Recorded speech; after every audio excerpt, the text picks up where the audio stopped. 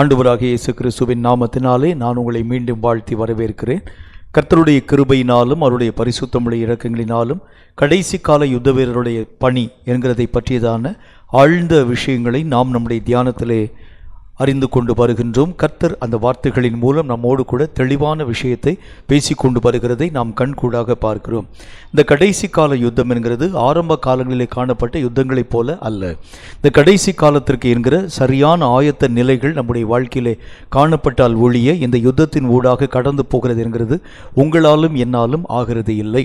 கர்த்தருடைய வேதம் நமக்கு சொல்கிறதை போல ஒவ்வொரு காலங்களுக்கும் அடுத்த யுத்தங்களிலே அந்தந்த காலங்களுக்குரிய ஆயத்தங்களை ஆரம்ப காலகட்டத்திலே காணப்பட்டிருக்கக்கூடிய ஜனங்கள் செய்ய ஆரம்பித்ததினாலே அந்தந்த காலங்களுக்குரிய யுத்தங்களில் அவர்கள் தங்கள் வாழ்க்கையிலே பரிபூர்ணமான ஜெயத்தின் நிலைகளை அடைந்து கொண்டதாக வேதத்தின் வழியாக நாம் அறிந்து கொள்ள முடியும். இந்த காலத்திற்குரிய ஆயத்தத்தின் ஊடாக நாம் கடந்து போனால் மட்டுமே இந்த காலத்திற்குரிய யுத்தத்திலே பரிபூர்ணமான ஜெய நிலைகளின் ஊடாக நாம் கடந்து வர முடியும். ஆகவே இந்த கடைசி காலத்திற்குரிய ஆயத்தங்கள் என்றால் என்ன என்கிறதை பற்றிய நம்முடைய தியானத்தில் பார்க்க வேண்டியது அவசியம். ஆயத்தங்கள் பல வகைப்பட ஆரம்பித்தாலும் குறிப்பாக இன்றைக்கு நாம் பார்க்க போகிறது நம்முடைய வாழ்க்கையிலே பயன்படுத்தக்கூடிய ஆயுதங்களில் ஏற்படக்கூடிய ஒரு ஆயத்தம் என்கிறதை பற்றி. இந்த கடைசி கால யுத்தம் என்கிறது நான் ஏற்கனவே உங்களுக்கு சொன்னதைப் போல மாம்சீகமான யுத்தத்திற்குரிய காரியங்கள் அல்ல.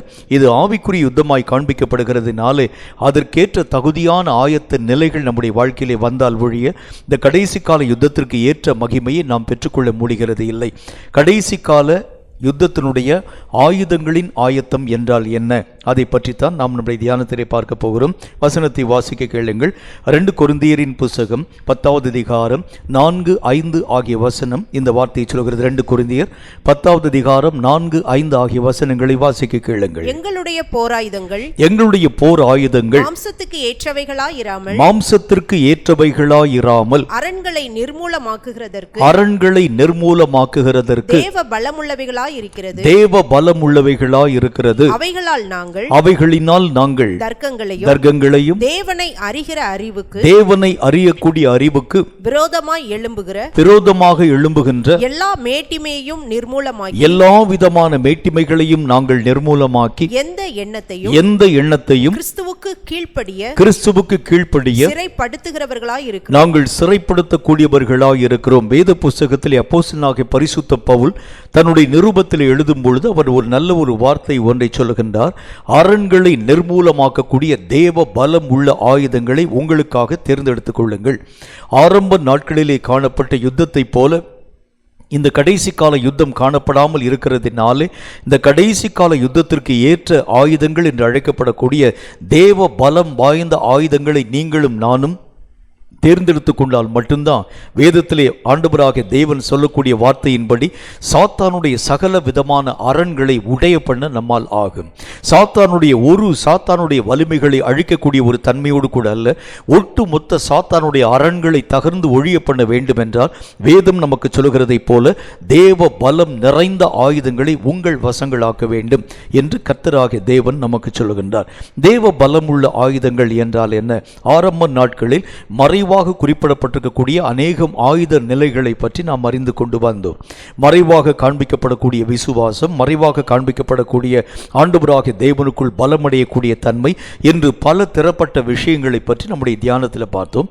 இன்றைக்கு ஆரம்ப நாட்களில் பயன்படுத்தப்பட்ட ஆயுதங்களை பற்றியும் அது என்னென்ன விதமான விஷயங்களை நம்மோடு கூட பகுத்து பேசுகிறது என்கிறதை பற்றியும் சற்று விரிவாக ஆழமாக நம்முடைய தியானத்தில் நாம் பார்க்க போகின்றோம். கர்த்தருடைய வேத புஸ்தகத்தின் ஆழ்ந்த காரியங்களை நாம் வாசிக்கிறதற்கு முன்பதாக சற்று நாம் ஜெபத்தோடு கூட காணப்படுகிறது உண்டானால் மட்டும்தான் இந்த காரியங்களுடைய ஆழ்ந்த பரிமாணத்தின் நிலைகளை உங்களாலும் என்னாலும் விளங்கிக் கொள்ள முடியும். ஆரம்ப நாட்களிலே பயன்படுத்தப்பட்ட ஆயுதங்களிலே மிகவும் பிரதானமாக பயன்படுத்தப்பட்ட ஆயுதம் பட்டயம் என்று அழைக்கப்படக்கூடிய ஆயுதம். அந்த நாட்களிலே பட்டயங்கள் எல்லாவற்றையும் ஆதி காலத்திலே காணப்பட்டிருக்கக்கூடிய அரசர்களும் ஆதி காலத்திலே காணப்பட்டிருக்கக்கூடிய தேவனுடைய ஜனங்களும் நியாயாதிபதிகளும் பயன்படுத்தித்தான் அநேகம் விதமான சத்துருவினுடைய வல்லமையான காரியங்களை கீழ்ப்படுத்தினார்கள் என்று கர்த்தருடைய வேத புஸ்தகத்தில் வாசிக்கிறோம். ஆண்டவராகிய இயேசுவும் கூட தம்முடைய நிலைகளை பற்றி அவர் பேச ஆரம்பிக்கும் பொழுது இந்த பட்டயம் ஆரம்ப கால நிலைகளிலே மகா பெரிய வல்லமை நிறைந்த ஒரு ஆயுதமாக குறிப்பிடப்படுகிறதை கர்த்தராகிய தேவனும் நம்மோடு நம்மோடு கூட பேச ஆரம்பிக்கிறார். வாசிக்க கேளுங்கள்.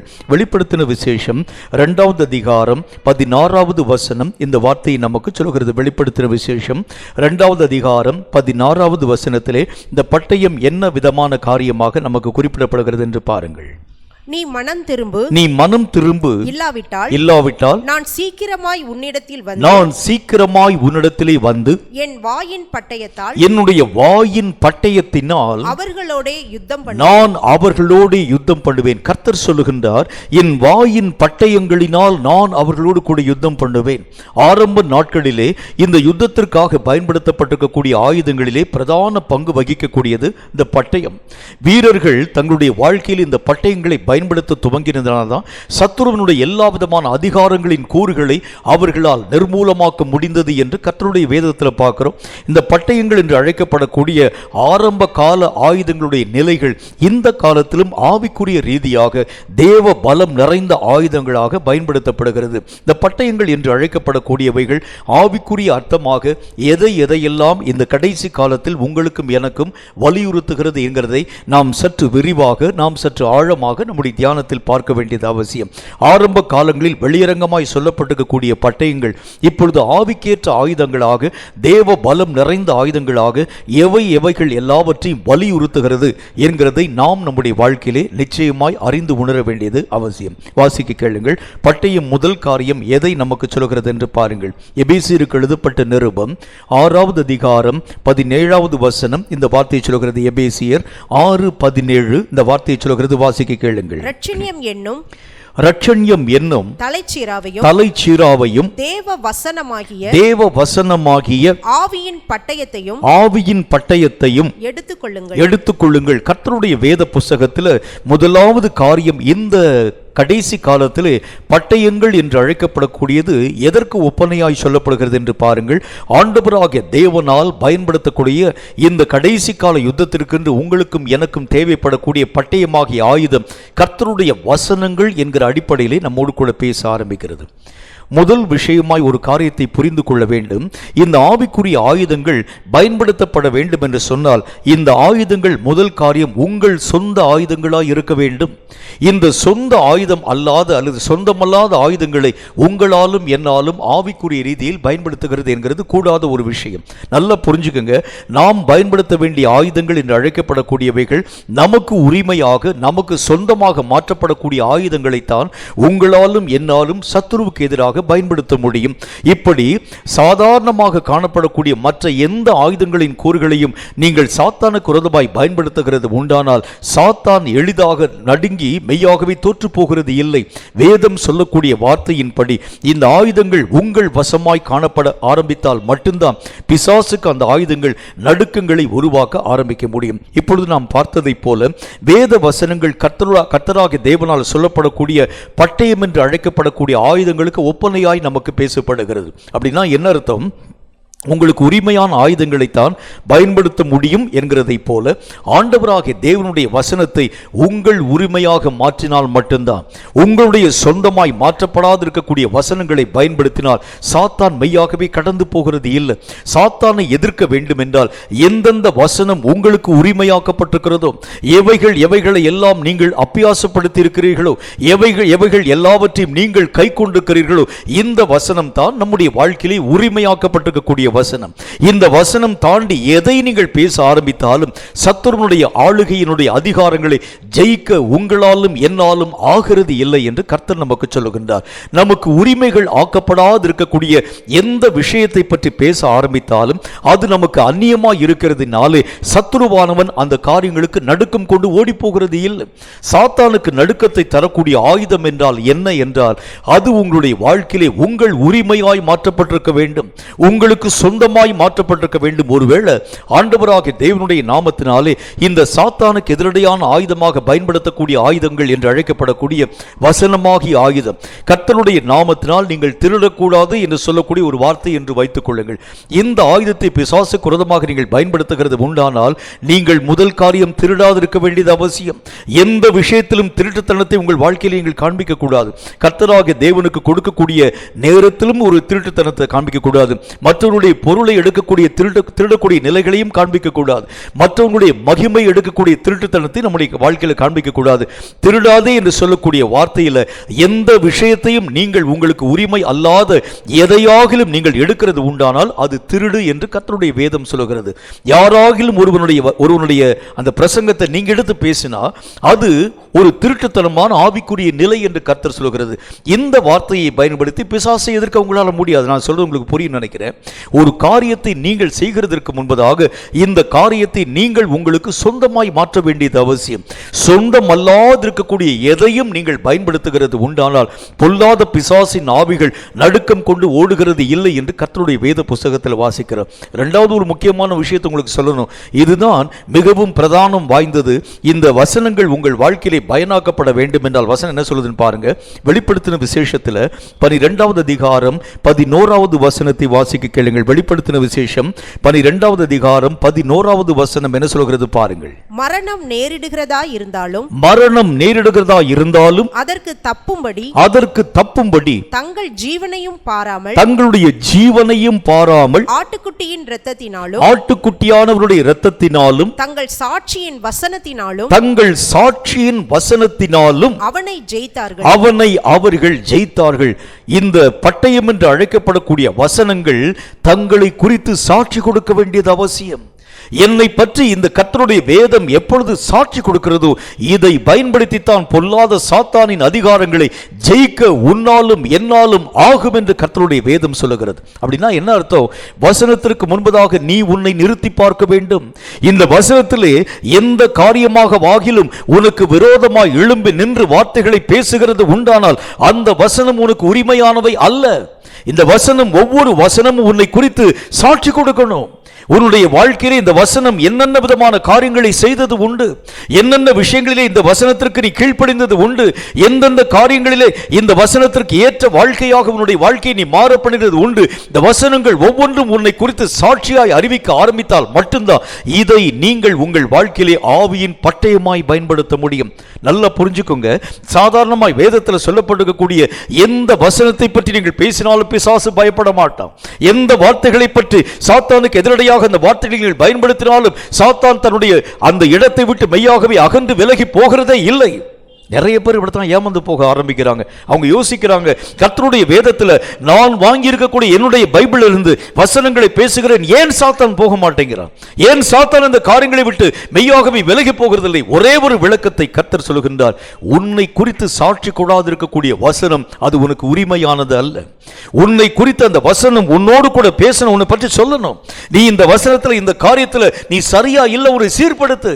இந்த காரியத்தில் நீ சரியாக காணப்படக்கூடியவனா இருக்கிறாய், ஆகவே இந்த வசனம் உனக்கு உரியது என்கிறதை பற்றி அந்த வசனம் உன்னை பற்றி சாட்சிகளான காரியங்களை சொன்னால் மட்டும்தான் இவைகளை பயன்படுத்தி சாத்தானை எதிர்க்க நம்மால் முடியும். ஆண்டவராக இயேசு கிறிஸ்துவினுடைய வாழ்க்கையில கர்த்தருடைய வேத வசனங்களை இயேசு கிறிஸ்து பிரசங்கம் பண்ண ஆரம்பித்தார். அங்கு காணப்பட்டிருக்கக்கூடிய எல்லா விதமான ஜனங்களை பார்த்து ஆண்டவராகிய தேவன் கேட்டார், உங்களிலே யார் என்னை குறித்து மெய்யாகவே குற்றப்படுத்த முடியும்? நான் பேசக்கூடிய வார்த்தைகளை குறித்து யார் என்னை குற்றப்படுத்த முடியும்? இயேசுவை கண்ட ஜனங்கள் எல்லாரும் சொன்னாங்க, நீ எல்லா விதமான காரியங்களையும் பற்றி பேசுகிறாய், நீ பேசக்கூடிய வசனங்களை பற்றி நாங்கள் குற்றம் சொல்ல முடியாது. ஆனால் நீ மனிதனாய் இருக்கக்கூடிய, மனிதனாக காணப்படக்கூடிய நீ உன்னை தேவன் என்று அழைக்கக்கூடியதைத்தான் எங்களால் ஏற்றுக்கொள்ள முடியவில்லை என்று சொல்லி வசனங்களை பற்றி குற்றம் சாட்ட முடியாதவர்களாய் தங்கள் வாய்களை அவர்கள் அடைக்க ஆரம்பிச்சாங்க. அப்படின்னா என்ன அர்த்தம்? வசனங்களை வாசிக்கிறது பிரச்சனை இல்லை, வசனங்களை தியானிக்கிறது பிரச்சனை இல்லை, வசனங்களை பிரசங்கம் பண்ணுகிறது பிரச்சனை இல்லை, வசனங்களை அறிகிறது பிரச்சனை இல்லை. வசனங்களை உன் வசமாய் மாற்றி இந்த வசனம் உன்னை குறித்து சாட்சி கொடுக்க ஆரம்பித்தால் அதுதான் சாரமுள்ள பட்டயமாய் உருவாக்கப்பட ஆரம்பிக்கிறது. இந்த கடைசி கால கிறிஸ்தவனை ஆண்டவராகிய தேவன் பட்டயத்தை பயன்படுத்தும் கிறிஸ்தவனாய் மாற பண்ண வேண்டும் என்று கர்த்தராகிய தேவன் விரும்புகிறார். அப்படின்னா என்ன அர்த்தம்? கர்த்தர் சொல்லுகின்றார், இந்த வசனங்களுக்கு முன்பதாக உன்னை நிறுத்தி நீ உய்த்து ஆராய்ந்து பார்த்து இந்த வசனம் உன்னை சாட்சி கொடுக்கக்கூடிய அளவிற்கான வாழ்க்கை உள்ளவனாய் நீ உன்னை மாற்றுகிறது உண்டானால் இந்த சாட்சியின் வசனங்களை கொண்டு சத்துருவின் வல்லமைகளை எளிதாய் அழித்து ஒழிக்க உன்னால் முடியும். இப்போ கொஞ்சம் யோசிச்சு பாருங்க, இந்த உலகத்திலே காணப்படும் எத்தனையோ ஊழியர்கள், எத்தனையோ கர்த்தருடைய பிள்ளைங்க, எத்தனையோ கர்த்தருடைய வார்த்தைகளை குறித்து அறிவிக்கக்கூடிய தேவ ஜனங்கள் எல்லாரும் முழங்கால் படிட்டு ஜெபிக்க ஆரம்பிக்கிறாங்க. பொல்லாத பிசாசை இயேசுவின் நாமத்தினால் எங்கள் தேசங்களை விட்டு விலகி ஓடிப்போன்னு சொன்னாலும் ஏன் சாத்தான் ஓடவில்லை தெரியுமா? ஏன் சாத்தான் இந்த இடத்தை விட்டு அகலாமல் அப்படியே நின்று கொண்டு ஆரம்பிக்கிறான் தெரியுமா? அந்த சாத்தானுக்கு இந்த வசனங்கள் நடுக்கத்தை உருவாக்குகிறது இல்ல. காரணம், இது உனக்கு சொந்தமல்லாத வார்த்தை. நீ பேசுகிறாய், நீ அறியாத வார்த்தைகளை பேசுகிறாய். சாத்தான் எப்படி நடுங்குவான்? கர்த்தராகிய தேவன் சொல்கிறார், பட்டயம் என்கிறது உனக்கு உரிமையானதாக இருக்கணும், உனக்கு சொந்தமாக இருக்கணும். அது உன்னை குறித்து சாட்சி கொடுக்க வேண்டும். இந்த பட்டயத்தை இவன் வாங்கிறது உண்டு, இது இவனுக்கு உரிமையானது. இந்த வசனத்தை கொண்டு இவன் எதையும் ஜெயிக்கக்கூடிய அதிகாரம் பெற்றவன் என்கிறதை பற்றி அந்த வசனம் எப்பொழுது உன்னை குறித்து சாட்சி கொடுக்கிறதோ, இந்த வசனத்தை கொண்டுதான் உன்னாலும் என்னாலும் சாத்தானின் வல்லமைகளை அழிக்க முடியும் என்று கர்த்தர் சொல்லுகின்றார். சொந்தமல்லாத, சுதந்திரமல்லாத எதை நீங்கள் பயன்படுத்த ஆரம்பித்தாலும் அவைகளுக்கு பிசாசின் சத்துவங்கள் நடுக்கம் கொள்கிறது இல்லை. நீங்கள் எத்தனை மகாபிரிய சத்தத்தோடு கூட சாத்தானுக்கு எதிரடையாய் நின்று பேச ஆரம்பித்தால் கூட இந்த பொல்லாத சாத்தானுடைய சத்துவம் நின்ற இடத்தில் அப்படி நின்று கொண்டிருக்கிறதை நீங்கள் பார்க்க முடியும். எந்த விதமான காரியங்களையும் உங்களாலும் என்னாலும் பிசாசின் வல்லமைகளை அசையக்கூட பண்ண முடியாது. காரணம், நமக்கு உரிமை அல்லாதிருக்கக்கூடிய எதையும் குறித்து பிசாசினுடைய வல்லமைகள் நடுக்கம் கொள்கிறது இல்லை என்கிறதை முதல் காரியம் நீங்கள் கற்றுக்கொள்ள வேண்டும். இரண்டாவது ஒரு முக்கியமான விஷயத்தை உங்களுக்கு சொல்றேன் பாருங்க. கர்த்தருடைய வேதம் நமக்கு சொல்லக்கூடிய வார்த்தையின்படி இந்த வேத வசனங்கள் மட்டுமல்ல பட்டயம். பட்டயம் என்கிறது எதை நமக்கு சுட்டி காண்பிக்கிறது என்று கர்த்தருடைய வேதம் சொல்கிறதை வாசிக்க கேளுங்க. 2 சாமுவேலின் புஸ்தகம் 23வது அதிகாரம் 10வது வசனம் இந்த வார்த்தையை நமக்கு சொல்கிறது. 2 சாமுவேலின் புஸ்தகம் 23வது அதிகாரம் 10வது வசனத்தை வாசிக்க கேளுங்கள். இவன் எழும்பி தன் கை சலித்து, தன்னுடைய கை சலித்து, தன் கை பட்டயத்தோடு ஒட்டிக்கொள்ளும் மட்டும், தன்னுடைய கை பட்டயத்தோடு ஒட்டிக்கொள்ளும் மட்டும் பெலிஸ்தரை வெட்டினான். பெலிஸ்தியர்களை அவன் வெட்டினான். அன்றைய தினம் கர்த்தர் பெரிய ரட்சிப்பை நடப்பித்தார். ஜனங்கள் கொள்ளையிட மட்டும் அவனை பின் செல்ல ஆரம்பித்தார்கள். தாவீதினுடைய படை வீரர்கள்ல ஒருவனை பற்றி அங்கே வேதம் நமக்கு சொல்கிறது. அவன் எழும்பி பெலிஸ்தியருக்கு விரோதமாக யுத்தம் செய்ய புறப்பட்டானாம். யுத்தம் செய்யக்கூடிய நேரத்தில் கர்த்தருடைய வசனமே அவனை பாராட்டி சொல்கிறது. என்ன சொல்ல ஆரம்பிக்கிறது? அவர் ஆண்டவராகிய தேவன் சொல்லுகின்றார், அவனுடைய கையிலே பட்டயம் ஒட்டிக்கொள்ளக்கூடிய அளவிற்கு, அவனுடைய கை சலித்து போகக்கூடிய அளவிற்கு அந்த பட்டயத்தை கொண்டு பெலிஸ்திய ஜனங்களை நிர்மூலமாக்கி போட ஆரம்பித்தார். அப்படின்னா வேதத்தில் பார்க்கிறோம், ஒரே நிலை, ஒரே நினைவு, அவனுடைய யோசனையில் காணப்படக்கூடிய நிலைகளை பார்க்கிறோம். அந்த வரக்கூடிய பெலிஸ்தியருடைய எண்ணிக்கை அதிகமாய் வந்து கொண்டே இருக்கிறாங்க. இவன் பட்டய கருக்கை வைத்துக்கொண்டு பெலிஸ்தியர்களை வெட்டி கொண்டே வருகின்றான். கையெல்லாம் வலிக்கிறது, கையெல்லாம் சலித்து போக ஆரம்பிக்கிறது. போதும், இதோடு கூட வெட்டக்கூடிய காரியங்களை நிறுத்திவிடுவோம் என்று சொல்லி யோசிக்கக்கூடிய நேரத்தில் இன்னும் அதிகமாய் பெலிஸ்திய ஜனங்கள் வர வர வர இவனுடைய கை சலித்து போகக்கூடிய அளவிற்கு, இன்னொரு வார்த்தை நல்லா எழுதப்பட்டிருக்கிறது, கையில பட்டயம் ஒட்டிக்கொள்ளக்கூடிய அளவிற்கு. அப்படின்னா என்ன அர்த்தம் பாருங்க? அந்த பிடித்திருக்கக்கூடிய பிடியை விடாமல் இறுக பற்றி கொண்டு அந்த மனிதன் தன்னுடைய உயிரை கையிலே பிடித்துக் கொண்டு பெலிஸ்திய ஜனங்களை எதிர்த்து ஒட்டு மொத்தமாய் நிர்மூலமாக்க துவங்க ஆரம்பித்தான். அப்படி என்றால் இங்கே இந்த பட்டயம் என்கின்ற வார்த்தைக்கு என்ன விளக்கத்தை நான் உங்களுக்கு சொல்ல முடியும்? பெலிஸ்தியர்களை தீர முறியெடுக்க வேண்டும் என்கிற ஒரே வைராகியம். ஒரு மனுஷனுடைய வாழ்க்கையில யுத்தத்துக்கு போகணும் சொன்ன பட்டயம் எதை நமக்கு வலியுறுத்த ஆரம்பிக்கிறது? வைராகியம் நிறைந்த ஒரு நிலை. என் கையை நம்பி என்னுடைய அரசன் இத்தனை விதமான மகிமையான பொறுப்பை தந்திருக்கிறார். நான் என்னுடைய சரீரத்தினுடைய சலிப்பு தன்மையை நான் மெய்யாகவே மையப்படுத்தி கொஞ்ச நேரம் போய் நான் ஓய்வெடுத்துக் கொள்கிறேன், கொஞ்ச நேரம் போய் ரெஸ்ட் எடுத்துக்கிறேன், என்னால முடியல, கையெல்லாம் வலிக்கிறது, எல்லா விதமான காரியங்களும் நடக்கக்கூடிய நேரத்தில் நான் சற்று ஓய்வெடுக்காமல் இருக்கிறது உண்டானால் நிச்சயமாக இந்த பெலிஸ்திய ஜனங்களை அழிக்க முடியாது என்று சொல்லி அவன் நினைத்து கொஞ்சம் கூட யோசிக்கவே இல்லை. ஓய்வெடுக்கும்படிக்காக தன்னுடைய நிலையை விட்டு அவன் எங்கும் அங்கும் விலகவே இல்லை. ஒரு மனுஷனுடைய வாழ்க்கையில இரண்டாவது காரியம் எது அவனுடைய வாழ்க்கையில முக்கியத்துவமாய் காணப்பட வேண்டும்? பட்டயம் எதை நமக்கு சொல்லுகிறது? வைராகியம் நிறைந்த ஒரு காரியம்.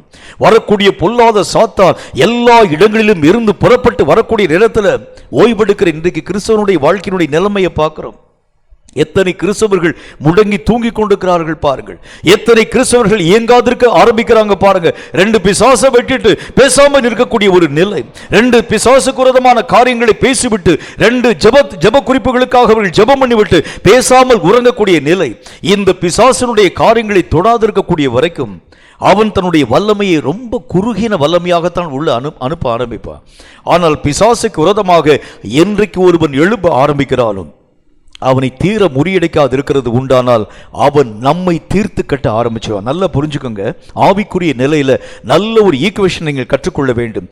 ஒன்று, நீங்கள் பிசாசின் சத்துவங்களை தீர முறியடிக்க வேண்டும். இல்லை என்றால் அவன் எழும்பி உங்களை தீர முறியடிக்க ஆரம்பித்து விடுவான். இந்த மனிதன் இந்த ஒரு விஷயத்தை புரிய ஆரம்பிச்சதுனால தன்னுடைய உடல் பலவீனத்தை அவன் முக்கியமா நினைக்கல. தன்னுடைய சத்துவம் எல்லாம் குறைந்து போகிறது என்கிறதை பற்றி அவன் யோசிக்கல. தன்னுடைய கையிலே பட்டயத்தை இங்கும் அங்கும் மாற்றாமல், கொஞ்சம் யோசிப்பாருங்க, ஒட்டி கொள்ளக்கூடிய அளவுக்குன்னா இந்த கைக்கு அந்த கைக்கும் கூட அவன் பட்டயத்தை மாற்றாம ஒரே கையில பிடித்துக் கொண்டு அப்படியே வெட்டி கொண்டே இருக்க ஆரம்பிக்கிறான். கொஞ்சம் கூட சலித்து போகக்கூடிய சூழ்நிலை அவனுடைய வாழ்க்கையில வரவே இல்லை.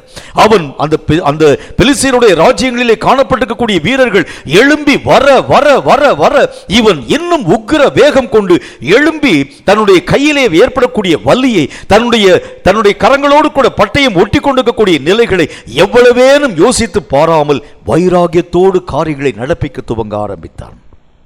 பட்டயம் என்கிறது எதை நமக்கு சொல்கிறது? தேவன் பேரில் காண்பிக்கக்கூடிய வைராகிய நிலை. உன் கர்த்தருக்காக எதையெல்லாம் நீ சாதிக்க முடியும். ராத்திரி நேரத்தில் ஜெபிக்கணும் நம்ம யோசிக்கிறோம் என்றாலும் கூட உறக்கம் நம்முடைய காரியங்களை மேற்கொள்ளக்கூடிய நேரத்திலே நீங்களும் நானும் என்ன செய்கிறோம் என்று யோசித்து பாருங்கள். கர்த்தரை பார்த்து சொல்லுவோம், இல்லை ஆண்டவரே, இன்னைக்கு எனக்கு ரொம்ப டயர்டாக இருக்கு, என்னால் உட்கார்ந்து ஜெபிக்க முடியாது, என்னால் இந்த ஒரு காரியத்தை செய்ய முடியாது, நாளைக்கு காலையில் அதிகாலை வெளியில் விழித்திருந்து உங்களுடைய சமூகத்தை நோக்கி ஜெபிக்கிறேன். இந்த மனிதன் ஒரு வேளை அப்படி யோசித்திருக்கிறது உண்டானால், பெலிஸ்தியர்களை தடுக்க வேண்டி இவன் தடுக்காமல் விட்டிருக்கிறது உண்டானால், பெலிஸ்தியர்கள் ஒட்டு மொத்த இஸ்ரவேலின் தானியங்களை அழிச்சு போட்டிருப்பாங்க. தான் கையில் கொடுக்கப்பட்டிருக்கக்கூடிய பொறுப்புல அவன் காண்பித்த வைராகியம் பட்டயமாக நமக்கு சொல்லப்படுகிறது. இந்த பட்டயம் எதை நமக்கு சொல்கிறது? கர்த்தராகிய தேவன் பேர்ல நீயும் நானும் காண்பிக்கக்கூடிய வைராகியம். என் கர்த்தருக்காக நான் என்ன செய்தேன், என் கர்த்தருக்காக என்ன காரியங்களை உருவாக்கினேன். எழும்பி இருக்கக்கூடிய சாத்தானுடைய சத்துவங்களுக்கு விரோதமாக எல்லா விதமான மக்களும் புலம்பி இருக்கக்கூடிய நேரத்தில் கர்த்தருடைய ஊழியனாகிய நான் செய்த காரியம் என்ன? வைராகியம் பற்றணும். கர்த்தராகிய இயேசு கிறிஸ்துவினுடைய வாழ்க்கையில் ஒரு விஷயம் நடக்க ஆரம்பித்தது. இயேசு கிறிஸ்து ஒரு முறை எருசலேமுடைய ஆலயத்திற்குள்ளாக கடந்து போகின்றார்.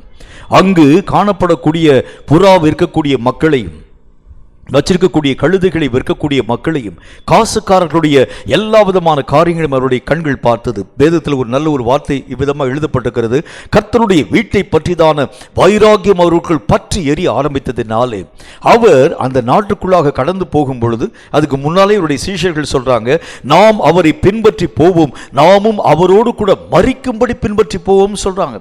அங்க எந்த ஒரு காரியம் நடக்க ஆரம்பித்தாலும் இயேசுவை உடனே பிடித்து சிலுவையிலே அறைந்திருவாங்க. இயேசு கிறிஸ்துவுக்கு விரோதமாய் பேசக்கூடிய மக்களுடைய தொகை அதிகமாய் காணப்படக்கூடிய அந்த இடம் எருசலேம் ஆலயம். அங்க இருக்கக்கூடிய பரிசேயரும் சதுசேயரும் ஆண்டவராகிய தேவன் எந்த காரியத்திலே மெய்யாகவே குற்றப்படுத்த முடியும், எந்த காரியத்திலே அவரை நாம் அகப்படுத்த முடியும், அப்படி கண்களில் ரொம்ப ரொம்ப ஜாக்கிரதையோடு கூட பார்த்து கொண்டிருக்கக்கூடிய நேரத்தில் இயேசு கிறிஸ்து எதையும் பற்றி யோசிச்சு பார்க்கல. அவருடைய உள்ளத்திற்குள் கர்த்தராகிய தேவனுடைய வீட்டை பற்றிதான வைராகியம் பற்றி எரியக்கூடிய நேரத்தில் ஒருவேளை இந்த காரியத்தை செய்கிறது உண்டானால் காணப்படக்கூடிய மக்கள் எங்கே நம்மை பிடித்து அடித்து நிர்மூலமாக்கி விடுவாங்க, என்னை கொன்று விடுவாங்க. இயேசு அதை பற்றி எவ்வளவேனும் யோசிச்சே பார்க்கல. என்னுடைய வீடு ஜெப வீடு என்று எழுதப்பட்டிருக்கிறது. இந்த ஜெப வீட்டை கள்ளர் குகையாக நீங்கள் மாறப்படுகிறது என்ன என்கிறதை பற்றி ஆண்டவராகிய தேவன் பேசி கயிறினாலே ஒரு சவுக்கை உண்டாக்கி எல்லா விதமான காசுக்காரருடைய பலகைகளை கவிழ்த்துவிட்டு புறாக்களையும் எல்லா விதமான காரியங்களையும் ஆண்டவராகிய தேவன் தூக்கி எறிகிறதை பார்க்க முடியும். அந்த வைராகியம் நம்முடைய வாழ்க்கையில பற்றி எரிய வேண்டியது அவசியம். இந்த வைராகிய நிலை நம்முடைய வாழ்க்கையிலே வருகிறதற்கு பெயர் கர்த்தராகிய தேவன் விரும்பக்கூடிய பட்டயம் என்று கர்த்தர் சொல்லுகின்றார். இந்த கடைசி காலத்திலே காணப்படக்கூடிய தேவனுடைய பிள்ளையாகிய உனக்கும் எனக்கும் வைராகியம் எழும்ப வேண்டும். எந்த காரியங்களை பற்றி? சாத்தான் எழும்பக்கூடிய இந்த காரியங்களிலே கர்த்தராகிய தேவனுடைய நாமத்தை பற்றிதான வைராகியம். உன் தேவனை பழித்து பேசுகின்ற சாத்தான் எல்லா இடங்களிலும் வியாபித்து நின்று கொண்டிருக்கிறான். உன் தேவனுடைய நாமத்தை பரியாசம் பண்ணி கெக்கலி கொட்டி சிரித்து எத்தனை எத்தனை கேவலமாய் பேசக்கூடிய உன் தேவனுடைய நாமத்தை கண்டு நீயும் நானும் சும்மா இருக்கிறது எப்படி? அன்றைக்கு ஒரு கோலியாத்தினுடைய அந்த வார்த்தைகளை கேட்ட தாவீதுடைய மனம் கொதித்து எழும்பிற்று. தாவீதினுடைய உள்ளம் பற்றி எரிய ஆரம்பித்தது. இஸ்ரவேலிலே காணப்பட்டிருக்கக்கூடிய எல்லா ஜனங்களையும் கண்டு அவன் கேட்டான், இத்தனை ஆண்டவராகிய தேவனுடைய நாமத்தை தூஷிக்கக்கூடிய கோலியாத்தினுடைய சத்தத்தை கேட்டு எப்படி மௌனமாய் இருக்க உங்களால் முடிகிறது? கர்த்தருடைய நாமத்தை தூஷிக்கிறானே அவன். விருத்த சேதனம் இல்லாத பெலிஸ்தியன் ஆண்டவராகிய தேவனுடைய நாமத்தை தூஷிக்க அவன் எம்மாத்திரம் இந்த வைராக்கியம் உங்களுடைய உள்ளங்களிலே பற்றி எரியாதிருக்கிறது எப்படி? அவன் ஆண்டவராகிய தேவனுடைய நாமத்தினால் எழும்ப துவங்க ஆரம்பித்தான். இந்த கடைசி காலத்தில் சாத்தானுடைய நிலைகளை பார்க்கிறோம். எத்தனை சபைகளை கொளுத்தி எரிக்கக்கூடிய இந்த கடைசி கால நிலை, எத்தனை ஆவிக்குரிய ஜனங்களுக்கு விரோதமாய் எழும்பி நின்று யுத்தங்களை உருவாக்கி அவர்களை சபையிலே போட்டு அடித்து நிர்மூலமாக்கி சபை நடத்தக்கூடாது என்று சொல்லி சாத்தான் மும்முரமாய் தாக்கக்கூடிய ஒரு நிலை. எல்லா இடங்களிலும் ஆண்டவராகிய தேவனுடைய பிள்ளைகள் ஒருங்கிணைக்கப்பட முடியாத அளவிற்கு எத்தனை தடைகளை உருவாக்கக்கூடிய சாத்தான் இதை கண்டு வைராகியம் அடையாமல் எப்படி உன்னாலும் என்னாலும் வெறுமனே இருக்க முடிகிறது? கிறிஸ்தவனே, எழும்ப வேண்டிய காலம், வைராக்கியமாய் எழும்ப வேண்டிய காலம். கர்த்தருடைய வேதம் சொல்கிறதை போல இது ஒரு பட்டயம் என்று கர்த்தர் சொல்லுகின்றார். இந்த பட்டயம் வாழ்க்கையிலே வருகிறது உண்டானால் உன் தேவனுடைய நாமத்திற்காக நீயும் நானும் பற்றி எறிய ஆரம்பித்து விடுவோம். நீயும் நானும் பற்றி எறிய ஆரம்பிச்சிடுவோம். ஆண்டவருடைய நாமத்தை தூஷிக்கக்கூடிய சாத்தானை உன்னாலும் என்னாலும் எப்படி பார்த்தும் பாராதிருக்க முடிகிறது? எப்படி அவனுடைய காரியங்களை அறிந்தும் அறியாதிருக்க முடிகிறது? எப்படி அவன் செய்யக்கூடிய காரியங்களை கண்டும் காணாமல் இருக்க முடிகிறது? ஒரு அப்போஸ்தலனாகிய பரிசுத்த பவுல் அந்த தேசம் எங்கிலும் கூட தேவனாகிய கர்த்தரை அறியாதிருக்கக்கூடிய அநேகம் கடவுள்களுக்கு சிலைகளை வைத்திருக்கிறதை கண்ட மாத்திரத்தில் ஆவியிலே வைராக்கியம் அடைந்த அப்போஸ்தலனாகிய பரிசுத்த பவுல் எங்கே? சாத்தானுடைய ஒட்டுமொத்த மும்முரமான வேகங்கள் தாக்கி இருக்கக்கூடிய இந்த நேரத்திலே உறங்கி கிடக்கக்கூடிய நீ எங்கே?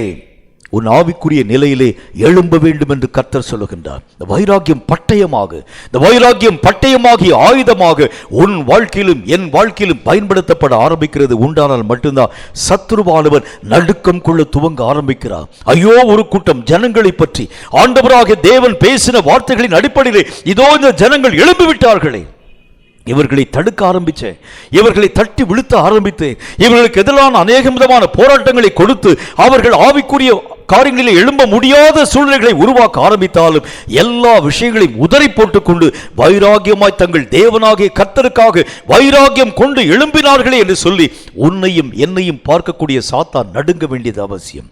ஒரு எலியாவினுடைய வைராக்கியம் ஆகாப் என்கின்ற ராஜாவையை நடுக்கம் கொள்ள செய்ய ஆரம்பித்தது. ஒரு எலியா என்கின்ற தேவனுடைய மனிதனுடைய வைராக்கியம் 450 பாகால் தீர்க்கதரிசிகளுடைய காரியங்களை நிர்மூலமாக்கிற்று. இன்றைக்கு உன்னுடைய வைராகியமும் என்னுடைய வைராகியமும் எழும்புகிறது உண்டானால் இந்த தேசத்திலே காணப்படும் ஒட்டு மொத்த சாத்தானுடைய காரியங்கள் எல்லாம் நிர்மூலமாக்கப்பட முடியும் என்கிறதை கர்த்தருடைய வேதம் நமக்கு சொல்ல ஆரம்பிக்கிறது. இந்த வைராகியம் பட்டயமாய் நம்முடைய வாழ்க்கையிலே வளர வேண்டியது அவசியம். இந்த வைராகியத்தை கர்த்தராகிய தேவன் சொல்லுகின்றார், ஆவிக்குரிய பட்டயம். இதை நீ உரையிலே வைத்திருக்காதே, உருவி கிரியைகளை நடப்பிக்க வேண்டிய காலம் இதோ வந்தாயிற்று என்று கர்த்தராகிய தேவன் நமக்கு சொல்லுகின்றார். மூன்றாவது ஒரு காரியத்தை பாருங்க. கர்த்தருடைய வேதம் நமக்கு சொல்கிறதை போல எதை ஆண்டவராகிய தேவன் நம்முடைய கரங்களிலே பட்டயமாக தந்திருக்கிறேன் என்று சொல்லுகின்றார். ரோமருக்கு எழுதப்பட்ட நிருபம் 13வது அதிகாரம் 4வது வசனம் இந்த வார்த்தையை நமக்கு சொல்கிறது. ரோமருக்கு எழுதப்பட்ட நிருபம் 13வது அதிகாரம் 4வது வசனத்தை வாசிக்க கேளுங்கள். உனக்கு நன்மை உண்டாகும் பொருட்டு, உனக்கு நன்மை உண்டாகும் பொருட்டு அவள் தேவ ஊழியக்காரனாய் இருக்கிறான், தேவ ஊழியக்காரனாய் இருக்கிறான். நீ தீமை செய்தால் பயந்திரு, பட்டயத்தை அவன் விருதாவாக பிடித்திருக்கவில்லை. தீமை செய்கிறவன் மேல், தீமை செய்யக்கூடியவனின் மேல் கோபாக்கினையை வரப்பண்ணும்படி அவன் நீதியை செலுத்தக்கூடிய தேவ ஊழியக்காரனாய் இருக்கிறானே. மூன்றாவது விஷயத்திலே கர்த்தர் சொல்லுகின்றார், உன் கையிலும் என் கையிலும் கொடுக்கப்பட்டிருக்கக்கூடிய அதிகாரம். இந்த அதிகாரங்களை பற்றி நீங்களும் நானும் அறிவில்லாதவர்களாய் காணப்படுகின்றோம். அதிகாரங்களின் நிலைகள் நமக்கு தெரியல. என்னென்ன விதமான அதிகாரங்களை தேவன் என்னுடைய கையில தந்திருக்கிறார், என்னென்ன காரியங்களை உருவாக்கும்படி கர்த்தராகிய தேவன் என்னுடைய கரங்களை வலிமைப்படுத்த ஆரம்பிக்கிறார் நமக்கு தெரியல.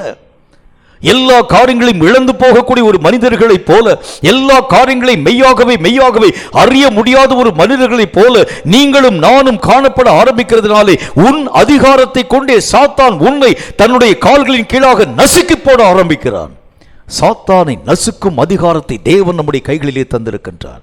சாத்தானை ஜெயிக்கும் அதிகாரங்களை கர்த்தராகிய தேவன் நம்முடைய கரங்களிலே தந்திருக்கிறார். அவர் சொல்லுகின்றார், உன் கரங்களிலே சத்துருவின் பிடரையை பிடித்து உன்னுடைய கைகளிலே தந்திருக்கிறேன். அந்த அதிகாரம் பெற்றவன் நீயும் நானும். சாத்தான் உன்னையும் என்னையும் கண்டு நடுக்கம் கொள்ள வேண்டியது அவசியம். சாத்தானுடைய கிரியைகளுக்கு நடுக்கம் உருவாக்கும்படிக்காகவே தேவன் நம்முடைய கரங்களிலே அதிகாரங்களை தந்திருக்கின்றார். கர்த்தராகிய தேவன் ஆரம்ப நாட்களிலே காணப்பட்ட ஆதாம் ஏவாளுடைய கைகளில் என்ன அதிகாரத்தை தந்தார்? உலகம் முழுவதையும் அடக்கி ஆண்டு கொள்ளுங்கள். உலகத்திலே காணப்படும் எல்லா ஜீவராசிகளும் உங்கள் வார்த்தைக்கு கீழ்ப்படிய கடவுது. எல்லாவற்றையும் அடக்கி ஆளக்கூடிய அதிகாரத்தை நான் உங்கள் கைகளிலே தந்தேன். அதே மாதிரி தான் இப்பொழுது ரட்சிக்கப்பட்டிருக்கக்கூடிய உன் கையிலும் என் கையிலும் எல்லா விதமான அதிகாரமும் எல்லா விதமான வல்லமைகளும் ஆண்டவராகிய தேவனால் நம்முடைய கரங்களிலே கையளிக்கப்பட்டிருக்கிறது. கர்த்தர் எல்லா விதமான காரியங்களையும் சாதிக்கக்கூடிய அதிகாரங்களை நம்முடைய கரங்களிலே ஆண்டவராகிய தேவன் தந்து வைத்திருக்கிறார். அன்றைக்கு ஒரு தேவனுடைய மனிதனாய் காணப்பட்ட யோசுவா தன் கரங்களிலே காணப்பட்டிருக்கக்கூடிய அதிகாரங்களை பயன்படுத்த ஆரம்பித்தனால்தான் ஆண்டவராகிய தேவனுடைய நாமத்தினால் சூரியனை கிபியோனின் மேலும் சந்திரனை ஆயலோன் பள்ளத்தாக்கின் மேலும் தடுத்து நிறுத்த அவனால் முடிந்தது. அவன் அந்த வார்த்தையை சொன்னான், சூரியனே நீ கிபியோனின் மேலும் சந்திரனே நீ ஆயலோன் பள்ளத்தாக்கின் மேலும் தரித்து நில்லுங்கள் என்று சொன்ன மாத்திரத்தில் அவைகள் எங்கும் அங்கும் நகராமல் நின்றதற்கு காரணம் தேவன் தந்த அதிகாரத்தை சரியாய் அவன் பயன்படுத்த ஆரம்பித்தான். உன் கையிலும் என் கையிலும் அதிகாரம் கொடுக்கப்பட்டிருக்கிறது. உலகத்திலே காணப்படும் எல்லா விஷயங்களையும் அடக்கி ஆளும் உரிமையை தேவன் உன் கையிலும் என் கையிலும் தந்திருக்கிறார். உலகத்திலே காணப்படும் ஒட்டுமொத்த சத்துவங்களின் மேலே நீதான் அதிகாரம் உள்ளவனாய் காண்பிக்கப்பட வேண்டும். கொஞ்ச நாளைக்கு முன்னால ஒரு மனிதன் என்னை சந்திக்கும்படிக்காக வந்திருந்தான். தன்னுடைய மகளுக்குரிய வேலை வாய்ப்புக்காக என்னிடத்தில் ஜெபிக்கும்படிக்காக வந்திருந்தார் அவர். நான் அவரிடத்தில் கேட்டேன், என்ன வேலைக்காக என்ன காரியத்திற்காக நீங்கள் வந்திருக்கிறீங்கன்னு கேட்ட பொழுது என்னுடைய ஒரே மகளுடைய படிப்பு விஷயத்தில் அவள் நல்ல மதிப்பெண் பெற்றுவிட்டாள். அந்த என்னுடைய மகளுக்கு நல்ல ஒரு வேலை வாய்ப்புக்காக நான் ஜெபிக்கும்படி வந்திருக்கிறேன் அப்படின்னு சொன்னார். ஆண்டவராகிய தேவன் என்னுடைய மனதிலே நல்ல ஒரு விஷயத்தை இவ்விதமாய் உணர்த்து வைக்க ஆரம்பித்தார். நான் அவரை பார்த்து சொன்னேன், இந்த உலகத்திலே காணப்படும் எல்லா விஷயங்களும் நமக்கு உரிமையானவைங்கிறது உங்களுக்கு தெரியுமான்னு கேட்டேன். உடனே அந்த மனுஷன் சொன்னார், அது எப்படிங்க உரிமையாக முடியும்? எல்லா விதமான அதிகாரிகள் இருக்கிறாங்க. எல்லாருடைய கரங்களை நம்பித்தான் நீங்களும் நானும் கடந்து போக வேண்டியது அவசியம். அவங்க கேட்கக்கூடிய லஞ்சத்தை நம்ம கொடுக்கணும். அவங்க சொல்லக்கூடிய வார்த்தைகளின்படி நம்ம கடந்து போகணும். யார்கிட்ட ரெக்கமெண்டேஷன் வாங்கி கொண்டு போக வேண்டுமோ நம்ம போக ஆரம்பித்தா தான் அதற்குரிய எல்லா விதமான வேலைக்குரிய உரிமைகளை நான் பெற்றுக்கொள்ள முடியும். நான் எவ்வளவுதான் படிக்கக்கூடிய ஒரு காரியத்தை வைத்திருக்க ஆரம்பித்தாலும் கூட அவங்க சொல்லக்கூடிய ரூல்ஸ் அண்ட் ரெகுலேஷன் படி நான் கடந்து போனால் தான் இந்த காரியங்களை பெற்றுக்கொள்ள முடியும் என்கிறதை பற்றி என்னோடு கூட அவர் பேசினார். உடனே இப்படி அவர் பேசி கொண்டிருக்கும் பொழுது என்னுடைய மனதிலே நல்ல ஒரு உதாரணம் ஒன்று இவ்விதமாக எனக்கு அப்படி கிளிக் ஆச்சு. அவரை பார்த்து நான் சொன்னேன், ஒரு கானானிய பெண்ணுக்கு அவருடைய ஒரே மகளுக்கு பொல்லாத பிசாசு பிடித்து அலைக்கழிக்கக்கூடிய சூழ்நிலை வந்தது. அப்பொழுது ஆண்டவராக இயேசுவோடு கூட பேசும்படி அந்த பெண் இயேசுவுக்கு பக்கத்திலே வர வேண்டும் என்று தீவிரப்பட்ட பொழுது பக்கத்தில் இருக்கக்கூடிய சீஷர்கள் எல்லாருமே அந்த அம்மா தள்ளிவிட ஆரம்பித்தாங்க. ஒரு கட்டத்தில் அந்த அம்மா நெருக்கி ஆண்டவராக தேவரை நோக்கி நெருக்கி கொண்டு வரக்கூடிய நேரத்தில் சீஷர்கள் எல்லாம் சொன்னாங்க, இந்த அம்மா அப்பதிருந்து வந்துட்டே இருக்கிறாங்க, ஆண்டவரே இவளுக்கு ஏதாகிலும் ஒரு காரியத்தை நீர் தர வேண்டும், ஏதாகிலும் ஒரு காரியத்தை நீர் செய்ய வேண்டும், ஆண்டவரே உங்களை விடாமல் பின்பற்றிட்டே வர்றாங்க, தனக்கு ஏதோ ஒரு பிரச்சனை வந்திருக்கிறது போல இருக்கிறது, எத்தனையோ மக்களுக்கு அற்புதம் செஞ்சுட்டு இருக்கிறீங்க, இந்த அம்மாவுக்கு நீங்க அற்புதம் செய்யலன்னு சொன்னா அம்மா விடமாட்டாங்க போல இருக்கிறது, ஆகவே இவளுக்கு ஏதாவது நீங்கள் செய்ய வேண்டும் என்கிறதை பற்றி பேசின பொழுது இயேசு அந்த அருமையான தாயை பார்த்து இவ்விதமான ஒரு வார்த்தை சொன்னார், பிள்ளைகளின் அப்பத்தை எடுத்து நாய்க்குட்டிகளுக்கு போடுகிறது நல்லதல்லன்னு சொன்னார். முன்பு பிள்ளைகள் தின்று திருப்தியாகட்டும் என்று கர்த்தராகிய தேவன் சொன்னார். கொஞ்சம் யோசிங்க, நாய்க்குட்டிகள் என்கிறது தேவனை அறியாதிருக்கக்கூடிய மக்களை பற்றி, பிள்ளைகள் என்கிறது கர்த்தராகிய தேவனுடைய பிள்ளைகளை பற்றி. கர்த்தர் சொல்லுகின்றார், பிள்ளைகளின் உரிமைகளை எடுத்து நாய்க்குட்டிகளுக்கு போடுகிறது நல்லதில்லை அப்படின்னா அர்த்தம், இந்த பிள்ளைகளுக்கு தான் இந்த உலகத்திலே காணப்படும் எல்லா விஷயங்களும் உரிமையாக கொடுக்கப்பட்டிருக்கிறது. நீங்க கர்த்தருடைய பிள்ளைதான, உங்களுடைய பிள்ளைக்கு உரிய உரிமையை நீங்கள் கர்த்தராகிய தேவனுடைய சமூகத்தில் கேட்டு பெறாம நீங்கள் ஏன் அங்கும் இங்கும் போய் அலைய ஆரம்பிக்கிறீங்க? அவர் என்னை பார்த்து ஏளனமாய் சிரித்து சொன்னார், இந்த பிள்ளையினுடைய உரிமை, இந்த காரியம்லாம் எனக்கு ஆரம்பத்திலே தெரியுங்க. இந்த காரியங்களை வைத்துக்கொண்டு நீங்களும் நானும் ஜெபித்தால் எதுவுமே நடக்க போகிறது இல்லை. ஏதாகிலும் நம்மால் எந்த காரியங்களை அவர்கள் கேட்கக்கூடிய விஷயங்களை நம்ம தர ஆரம்பித்தா மட்டும்தான் நமக்குரிய எல்லா விதமான வேலை வாய்ப்புக்குரிய வழியை பெற்றுக்கொள்ள முடியும். நான் இன்றைக்கு உங்களுக்கு முன்பதாக சவால் விட்டு சொல்லுகின்றேன், பிள்ளைகளுக்குரிய உரிமைகளுக்காக நீ ஜெபம் பண்ணுங்க. எண்ணி சரியாக 2 வார காலம் எனக்காக நீங்க டைம் கொடுங்க. இந்த 2 வார காலத்தில் கர்த்தராகிய தேவன் உங்கள் பிள்ளைக்குரிய உரிமையை தரவில்லை என்று சொன்னால் நீங்கள் உங்கள் வழியிலே கடந்து போகலாம் என்கிறதை பற்றி நான் பேசினேன். நடந்த விஷயம் என்ன தெரியுமா? ஒரே வாரத்தின் இறுதியில் எந்த லஞ்சமும் எந்த காரியமும் கொடுக்காம அந்த பிள்ளைக்குரிய உரிமையை கர்த்தராகிய தேவன் தந்தார். அதுக்கு பேர் தாங்க அதிகாரம். அதற்கு பேர் தான் கர்த்தர் நம்முடைய கரங்களை தந்திருக்கக்கூடிய அதிகாரம். இந்த அதிகாரத்தை பெற யார்கிட்ட நீங்க போய் கேட்க வேண்டிய அவசியம் இல்லை. இந்த அதிகாரம் ஏற்கனவே நம்முடைய வாழ்க்கையிலே கொடுக்கப்பட்டாயிற்று. இந்த அதிகாரத்தை நீயும் நானும் புரிந்து கொள்ள முடியாமல் சாத்தான் நம்முடைய கண்களிலே குருட்டாட்டம் பிடிக்க பண்ண ஆரம்பிக்கின்றான். ஆண்டவராகிய தேவன் எல்லா உரிமைகளையும் அதிகாரங்களையும் நம்முடைய கரங்களிலே ஆண்டவராகிய தேவன் கொடுத்து தீர்த்தாகிவிட்டது. எல்லாத்தையும் கொடுத்துட்டாரு. எல்லா காரியங்களையும் அடக்கி ஆளக்கூடிய சத்துவம், எல்லா காரியங்களையும் அடக்கி அவைகளை மேற்கொள்ளக்கூடிய அதிகாரம். இந்த உலகத்திலே காணப்படும் எல்லா விஷயத்தையும் நிறுத்த நம்மால் முடியும். உலகத்தினுடைய சுழற்சியை கூட நிறுத்த நம்மளால முடியும். அந்த சூரியனுடைய காரியங்களை நிறுத்த ஒரு யோசுவாவினால் ஆகிறது உண்டானால், மழையை ஆண்டவராகிய தேவனுடைய மனிதனாய் காணப்படக்கூடிய எலியாவினால் வருஷிக்கப்பட ஆரம்பிக்கிறது உண்டானால், கர்த்தராகிய தேவனுடைய பிள்ளையாகிய உன்னாலும் என்னாலும் எதையும் சாதிக்கும் அதிகாரத்தை கர்த்தர் தந்திருக்கிறார் என்கிற விசுவாசிக்கக்கூடிய உன்னாலும் என்னாலும் எதையும் சாதிக்க முடியும் என்று கர்த்தர் நமக்கு சொல்லுகின்றார். இந்த உரிமையை பட்டயம் என்று கர்த்தர் நமக்கு சொல்லுகின்றார். இந்த உடைமைகளை பட்டயம் என்று சொல்லுகின்றார். இந்த பட்டயத்தை சாத்தால் நீர்த்து போக செய்ய ஆரம்பிக்கிறார். உனக்கு இந்த அதிகாரங்களின் மேலே எந்த காரியங்களையும் உன்னாலும் என்னாலும் பயன்படுத்த முடிகிறது இல்லை. ஒரு காலத்தில் கர்த்தர் அதிகாரத்தை தந்தார். ஆனால் என்றைக்கு நீ பாவம் செய்தாயோ அந்த பாவத்தினால் அதிகாரத்தை இழந்து போய்விட்டார். இனி எந்த காரியத்தையும் உன்னாலும் என்னாலும் சாதிக்க முடியாது. சாத்தான் பொய் சொல்கிறார், நம்பாதிருங்கள் பிரியமானவர்களே. அந்த அதிகாரம் உனக்கும் எனக்கும் உரியது. எதையும் உருவாக்க, எதையும் மெய்யாகவே உரிமை கொள்ள, எதையும் நீ சாதிக்க, எதையும் நீ ஜெயிக்க நீ அதிகாரம் பெற்றவன். அந்த பட்டயத்தை நீ முதல் காரியம் உன் உரையிலே இருந்து உருவ வேண்டும் என்று கர்த்தராகிய தேவன் சொல்லுகின்றார். இந்த அதிகாரத்தை நீயும் நானும் உருவ ஆரம்பிக்கும் பொழுதுதான் சாத்தான் நம்மை கண்டு நடுங்க துவங்க ஆரம்பிக்கின்றான். இயேசு கிறிஸ்து ஊழியத்திலே கடந்து போன பொழுது எனக்கு தெரிந்த ஒரு நல்ல ஒரு நண்பரும் நானும் இணைந்து ஊழியத்திற்கு கடந்து போன ஆரம்ப காலம். அந்த ஆரம்ப காலத்தில் என்னோடு கூட வந்த அந்த ஊழியக்காரர் ரொம்ப வருஷம் ஊழியம் பார்த்துட்டு இருக்கிறார். நான் அப்போ தான் ஊழியம் ஆரம்பித்த போது இது எனக்கு அவர் பல விஷயங்களை கற்பித்து தர வேண்டும் என்று சொல்லி ஊழியத்துக்கு கூட்டிகிட்டு போயிருந்தார். போயிருக்கக்கூடிய நேரத்தில் ஒரு நல்ல ஒரு கூட்டம். அந்த கூட்டத்தில் முதல் பகுதியில் அவர் பேசினார், 2வது பகுதியில் நான் பேசினேன். இறுதி ஜெப வேளை வந்தது. அப்பொழுது அவர் என்னை பார்த்து சொன்னார், எப்படியெல்லாம் பிசாசுகளை துரத்த வேண்டும் என்கிறதை பற்றி நான் உங்களுக்கு கற்பித்து தருகிறேன் பிரதர். நிறைய காரியங்கள், நிறைய வழிமுறைகள் உண்டு. எல்லா பிசாசையும் ஒரே மாதிரி துரத்தி விட முடியாது.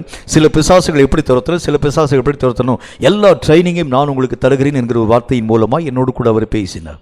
சரின்னு சொல்லி ஒரு பிசாசுக்கு முன்பதாக போய் நின்று கொண்டு அவர் சொன்னார், இயேசுவின் நாமத்தினால் பொல்லாத பிசாசை புறப்பட்டு போ என்று நான் உனக்கு கட்டளை கொடுக்கிறேன். இந்த பிசாசு போயிடுச்சு. உடனே அவர் என்னை திரும்பி பார்த்து சொன்னார், இந்த மாதிரியான பிசாசுகளை அதட்டி நாம் துரத்த வேண்டும். 2வது ஒரு சகோதரனுக்குள்ளாக ஒரு பிசாசு பிடித்திருந்தது. அந்த பிசாசுக்கு முன்னால் போயிட்டு அவர் போய் சொல்ல ஆரம்பித்தார், பிசாசே உனக்கு என்ன வேண்டும் என்றாலும் நீ என்னிடத்தில் கேட்கலாம். நீ கேட்டு அந்த காரியங்களை நான் உனக்கு தருகிறது உண்டானால் இவனுடைய சரீரத்தை விட்டு நீ வெளியே போய்விட முடியுமா? அந்த பிசாசு பயங்கரமாக சிரிச்சிச்சு. அது சொல்லிச்சு, எனக்கு இன்னென்ன காரியங்களை நீ தர வேண்டும் என்கிறதை பற்றி பேசிச்சு. உடனே அந்த மனிதன் சொன்னார், இந்த காரியத்தை வாங்க வேண்டும் என்றால் இந்த ஊரை விட்டு பல மைல் தூரம் அதை தள்ளி போய்த்தான், அங்கே போய்த்தான் நான் பிரியாணி வாங்கி கொண்டு வர வேண்டும். அந்த பிசாசு என்ன கடிச்சு பாருங்க, திண்டுக்கல்ல இருக்கக்கூடிய தலப்பாக்கட்டு பிரியாணி வாங்கிட்டு வான்னு கேட்குது. இங்கேருந்து திண்டுக்கல் போயிட்டு வாங்கிட்டு வா, அது வரைக்கும் நான் இங்கே வெயிட் பண்ணுறேன், நீ வாங்கி கொண்டு கொடுத்தால் தான் நான் வெளியே போவேன் என்கிறதை பற்றி பேசிட்டு அந்த பிசாசை பார்த்து அவர் கெஞ்ச ஆரம்பித்தார். சில நேரத்தில் அவர் அந்த பிசாசுக்கு முன்னால் மண்டிட்டு பணிகிறதை போல பேச ஆரம்பித்தார். சில நேரத்தில் கொஞ்சவும் ஆரம்பித்தார், பிசாசே தயவு செஞ்சு போயிருப்பா, பாவம் பார்த்தியா எவ்வளவு தூரம் கஷ்டப்படுகிறார். கர்த்தர் சொல்லுகின்றார், பிசாசை கண்டு துரத்தக்கூடிய விஷயத்திலே கெஞ்சுகிறதோ கொஞ்சுகிறதோ அல்லது மற்ற எந்த ஒரு காரியத்தையும் சாதிக்கிறது இல்லை. கர்த்தர் சொல்லுகின்றார், உன் அதிகாரத்தை பயன்படுத்து, யூட்டிலைஸ் யுவர் பவர்.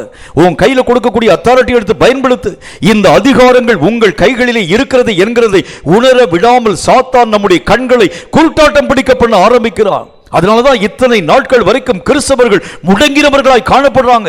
இத்தனை பொல்லாத சத்துவங்களை எதிர்க்க நாங்கள் எம்மாத்திரம். ஒரு பக்கம் கொரோனா வைரஸினுடைய 2வது அலை பரவல்கள், ஒரு பக்கத்தில் பார்த்தா கொரோனா வைரஸினுடைய முதல் அந்த காரியத்திற்கு இப்பதான் மருந்து கண்டுபிடிச்சிருக்கிறாங்க. ஆனால் இவைகளை மேற்கொள்ளக்கூடிய 2வது அலைகள் வரக்கூடிய நேரத்தில் எதை நாங்கள் சாதிக்க முடியும்? ஜன கூட்டங்கள் எல்லாம் திணறி போக ஆரம்பிக்கிறாங்க. இன்னொரு பக்கத்தில் பார்த்தா இயற்கையின் மூலமாய் வரக்கூடிய பிரச்சனை, இன்னொரு பக்கத்தில் பார்த்தா தீவிரவாதிகளின் மூலமாய் வரக்கூடிய பிரச்சனை, இன்னொரு பக்கத்தில் பார்த்தா அநேக விதமான போராட்டங்களின் மூலமாய் வரக்கூடிய பிரச்சனை. எதை நாங்கள் மேற்கொள்ள முடியும்? எதை நாங்கள் ஜெயிக்க முடியும்? கர்த்தர் சொல்கிறார், உன் கைகளிலே கொடுத்திருக்கக்கூடிய அதிகாரங்களை பார். எல்லாவற்றையும் அடக்கி ஆளும் சத்துவத்தை நான் உன் கைகளிலே தரவில்லையா? இந்த அதிகாரங்களை நீ மெய்யாகவே முடக்கி வைத்திருக்கிறது என்ன? அதிகாரத்தின் வல்லமைகளை எடுத்து நீ பயன்படுத்த வேண்டும் என்று கர்த்தராகிய தேவன் சொல்லுகின்றார். கேட்கும் கர்த்தருடைய பிள்ளையே, இவைகளை ஜெயிக்க, இவைகளை மேற்கொள்ளத்தான் தேவன் உன்னையும் என்னையும் அபிஷேகம் என்கிற அதிகாரத்தினால் நிரப்பி வைத்திருக்கின்றார். இந்த அபிஷேகம் சாதாரணமானதல்ல. இது உன்னுடைய வாழ்க்கையை பலப்படுத்தக்கூடிய ஒரு அபிஷேகம், சாத்தானுடைய வல்லமைகளை அதமாக்கக்கூடிய அபிஷேகம், ஆண்டவராகிய தேவனுடைய நாமத்தினால் எழும்பி நிற்கும் ஒரு அபிஷேகம், சாத்தானுடைய கிரியைகளை அழித்து ஒழிக்கும் அபிஷேகம்.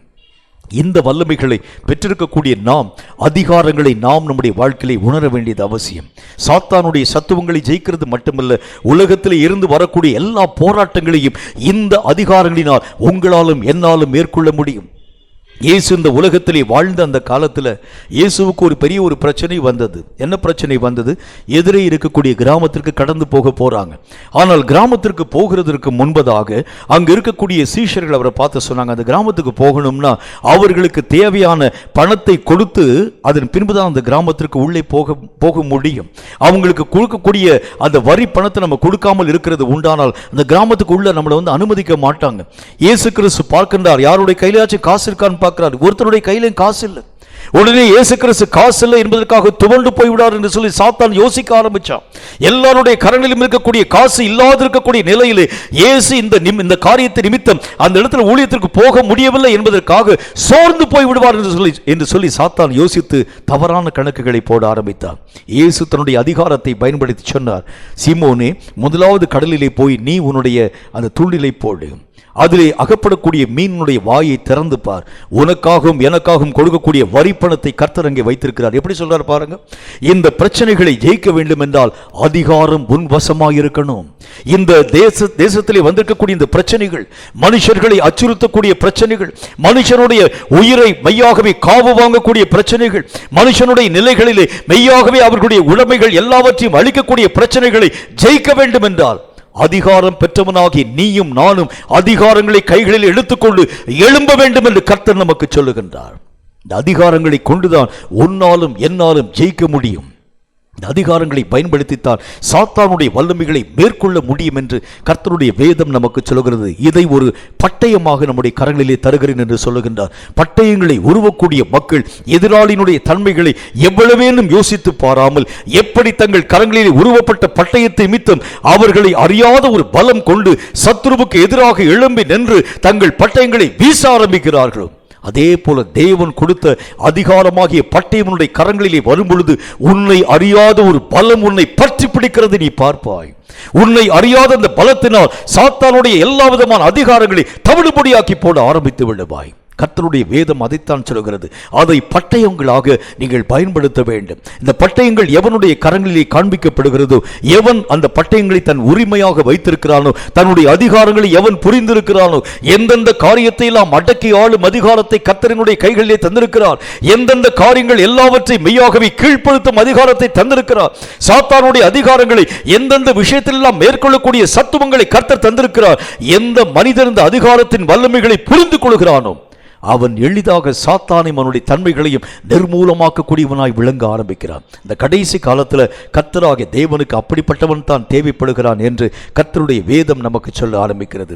4வது ஒரு விஷயத்தை பற்றி பாருங்க, ரொம்ப முக்கியத்துவம் வாய்ந்த ஒரு காரியம். நியாயாதிபதிகளின் புஸ்தகம் 7வது அதிகாரம் 14வது வசனத்தையும் 20வது வசனத்தையும் வாசிக்க கேளுங்கள். நியாயாதிபதிகள் 7வது அதிகாரம் 14வது வசனமும் 20வது வசனத்தையும் வாசிக்க கேளுங்கள். அப்பொழுது மற்றவன் மற்றவன். இது யோவாசின் குமாரனாகிய கிதியோன் என்னும் இஸ்ரவேலனுடைய பட்டயமே அல்லாமல் வேறல்ல தேவன் மீதியானியரிலும் இந்த சேனை அனைத்தையும் அவன் கையிலே ஒப்புக் கொடுத்தார் என்றான். கர்த்தருடைய வேத புஸ்தகத்துல ஆண்டவருடைய வேதம் நமக்கு நல்ல ஒரு வார்த்தை ஒன்றை சொல்லுகிறது. ஆண்டவராகிய தேவனுடைய நாமத்தினாலே கிதியோனை கர்த்தராகிய தேவன் அழைப்பிக்கின்றார். மீதியானிய ஜனங்களால் இஸ்ரவேல் மக்கள் அந்த நாட்களிலே மெய்யாகவே சிறுமைப்படுத்தப்பட ஆரம்பிச்சாங்க. அவர்கள் தங்கள் வயல்கள் எல்லாவற்றையும் அறுக்கக்கூடிய அந்த அறுவடை காலத்தில் திடீரென்று சொல்லி மீதியானிய படைகள் தேசத்திற்குள்ளாக வந்து அறுத்திருக்கக்கூடிய எல்லா விதமான அரிக்கட்டுகள் யாவற்றையும் பிடிக்கிட்டு போக ஆரம்பிச்சாங்க.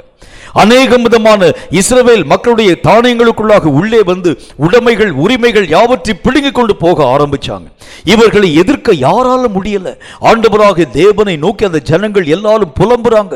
மீதியானிய ஜனங்கள் எங்களை காட்டிலும் பலம் பெருத்தவர்கள், சக்தி பெற்றவர்கள், இவர்களை எதிர்க்க எங்களால் முடியாமல் போகிறதுனாலே இஸ்ரவேலிலே காணப்பட்டிருக்கக்கூடிய நாங்கள் எல்லாரும் சிறுமைப்படுத்தப்பட ஆரம்பித்து விட்டோம். கர்த்தாவே, எங்களுக்கு ஏதாவது உதவிகளை தர வேண்டும் என்று கர்த்தராகிய தேவனை நோக்கி ஜெபிக்க ஆரம்பிச்சாங்க. கிதியோன் என்கிற மனிதனை ஆண்டவராகிய தேவன் எழுப்பினார். இந்த கிதியோன் என்கிற மனிதனை குறித்து நான் உங்களுக்கு சொல்ல வேண்டும். இந்த மனிதன் ரொம்ப பயம் நிறைந்த ஒரு மனிதன். எந்த காரியங்களை செய்தாலும் தன்னுடைய ஜீவனுக்கு பயத்தை தன்னுடைய உள்ளத்திற்குள்ளாக வைத்திருக்கக்கூடிய ஒரு மனிதன். ஏதாச்சும் ஒரு அழிவு வந்துருமோன்னு சொல்லி பயப்படக்கூடிய ஒரு மனிதன். இவனை ஆண்டவராக தேவன் தேர்வு செய்ய ஆரம்பித்தார். அந்த இடத்துல வசனத்தில் என்ன போடுங்க பாருங்க. இந்த மீதியானவருடைய படைகளுக்கு நீங்களாக்கக்கூடிய அளவிற்காக அந்த ஆலைக்கு பக்கத்திலேயே அவன் உழுது கொண்டிருக்க ஆரம்பிச்சான். ஒருவேளை மீதியான படைகள் வருகிறது உண்டானால் அந்த ஆலைகளுக்குள்ளாக எல்லா விதமான அரித்திருக்கக்கூடிய அரிக்கட்டுகளை கொண்டு வச்சுட்டு அப்படியே வந்து உள்ள வந்து டோரை லாக் பண்ணிடலாம். அந்த பயத்தோடு கூட இருக்கக்கூடிய இந்த கிதியோனை கர்த்தராக தேவன் அழைப்பித்தார். அழைப்பித்த மாத்திரத்தில் கிதியோனுக்கு ஒரு சின்ன ஒரு சந்தேகம் என்றாலும் கூட கர்த்தருடைய வார்த்தைகளின் படியே அந்த கிதியோன் கடந்து போகின்றார். கிதியோனை பார்த்து கர்த்தர் சொல்லுகின்றார், கிதியோனே, மீதியானவருடைய கரங்களுக்கு இஸ்ரவேல் மக்களை ரட்சிக்கும்படி நான் உன்னை மெய்யாகவே தேர்வு செய்ய ஆரம்பித்தேன். கர்த்தாவே, நான் எதனால் அவர்களை ரட்சிக்கப் போகிறேன், எதனால் அவர்களை மீட்கப் போகிறேன்? எனக்கு பட்டயம் பிடிக்க தெரியாது, எனக்கு எந்த விதமான சண்டை செய்யக்கூடிய சத்துவம் என்னுடைய கரங்களில் இல்லை, எந்த விதமான காரியங்களை காப்பாற்றக்கூடிய வல்லமை கூட எனக்கு தெரியாது. ஆகவே எதை கொண்டு நான் அவர்களை ரட்சிக்க முடியும் என்று சொல்லி கர்த்தரை நோக்கி இந்த கிதியோன் என்கிற மனிதன் கேட்ட மாத்திரத்தில் கர்த்தர் அவனை பார்த்து சொல்லுகின்றார், உனக்கு என்ன பலம் இருக்கிறதோ அந்த பலத்தோடு நீ புறப்பட்டு போ. உன்னை அனுப்பக்கூடியவன் நான் அல்லவா? ஆகவே உனக்கு என்ன பலம் இருக்கிறது? எதை உன்னால் சுமக்க முடியும்? பட்டயத்தை தூக்க முடியலையா? எதை உன்னால் தூக்க முடியும்? அதை நீ மெய்யாக எடுத்துக்கொண்டு போக வேண்டும். கொஞ்சம் யோசிச்சு பாருங்க. கர்த்தராகிய தேவன் சொல்லியிருக்கக்கூடிய வார்த்தையின்படி கிதியோன் கடந்து போகின்றார். கிதியோன் இப்பொழுது எதை எடுத்துக்கொண்டு போகின்றார்? பட்டயத்தை அல்ல, அல்லது ஈட்டிகளை அல்ல, ரட்சிக்கக்கூடிய வில்லை அல்ல, நான்களை ஏற்றக்கூடிய அம்புகளை அல்ல, மற்ற எந்த ஒரு காரியத்தையும் அல்ல. இவர் கைகளிலே இருக்கக்கூடிய வல்லமைகள் எதை பொறுத்து அமைக்கப்பட ஆரம்பிக்கிறது? ஒரே ஒரு பானையும் ஒரே ஒரு தீவட்டியும் எடுத்துக்கொண்டு போகின்றார். எனக்கு இதுதான் ஆண்டவரே பலம், இந்த பலத்தினால் நான் புறப்பட்டு போகிறேன். கர்த்தர் சொல்லுகின்றார், உன்னை அனுப்புகிறவர் நான் அல்லவா? நீ மெய்யாகவே கடந்து போக வேண்டும் என்கிறதை பற்றி கர்த்தராகிய தேவன் சொல்லுகின்றார். இந்த வார்த்தைகளுக்கு கீழ்ப்படிந்து தனக்கு இருக்கக்கூடிய பலத்தோடு கூட அவன் மெய்யாகவே புறப்பட்டு போகிறான். கொஞ்சம் கூட யோசிச்சு பார்க்கல.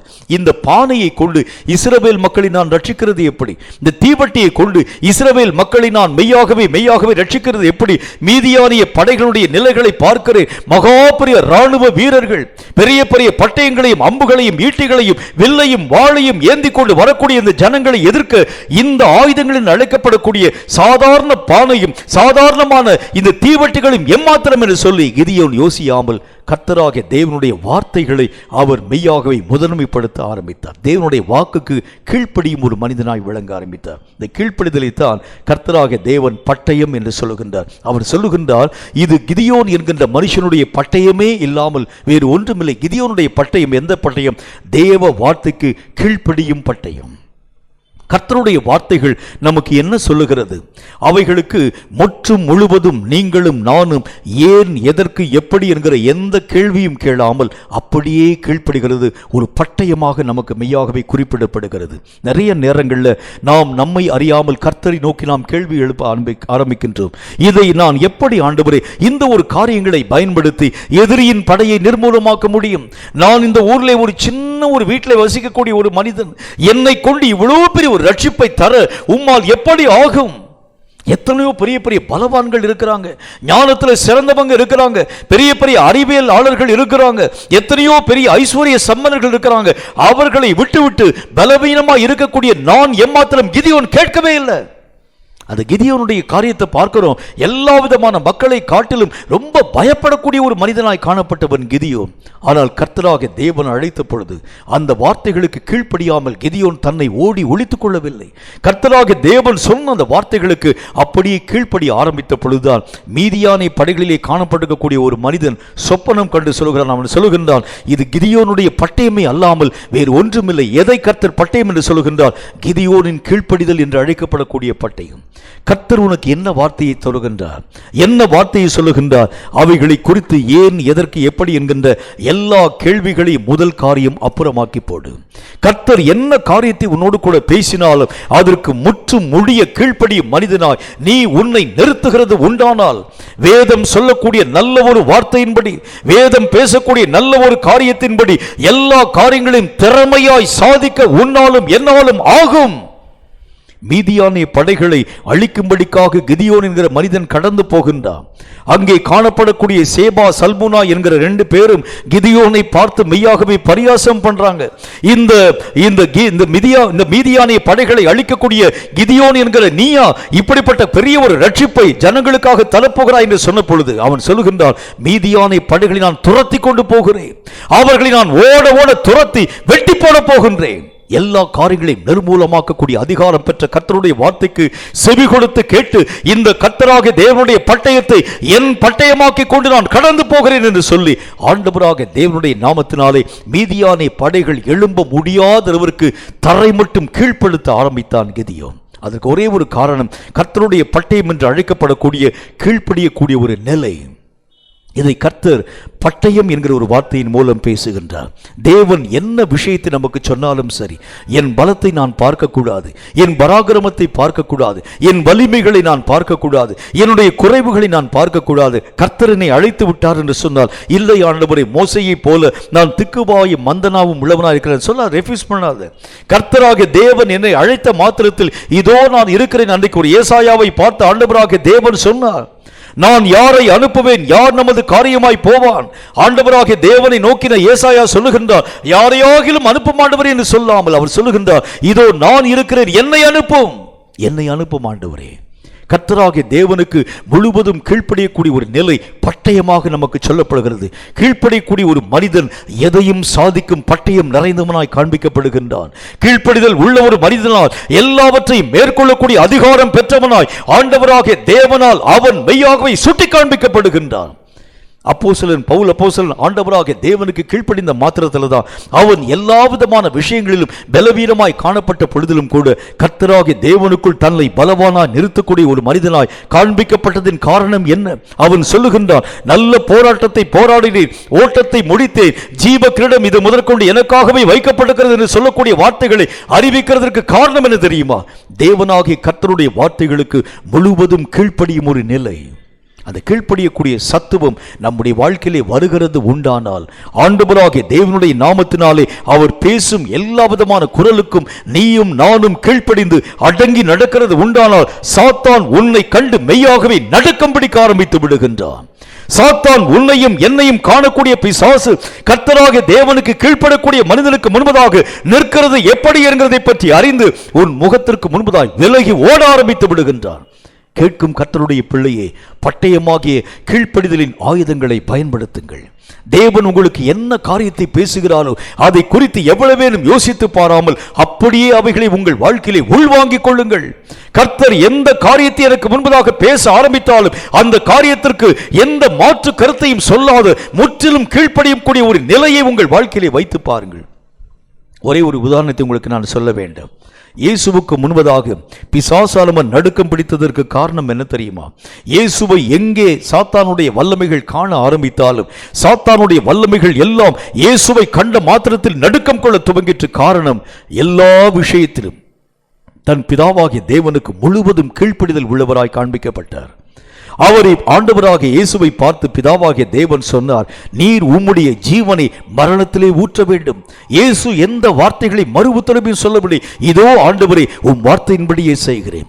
ஆண்டவராக இயேசுவை பார்த்து பிதாவாகிய தேவன் சொன்னார், மரணத்திலே ஊற்றுகிறது என்கிறது ஒரு இமைப்பொழுதில் உருவாக்கப்படக்கூடியது அல்ல.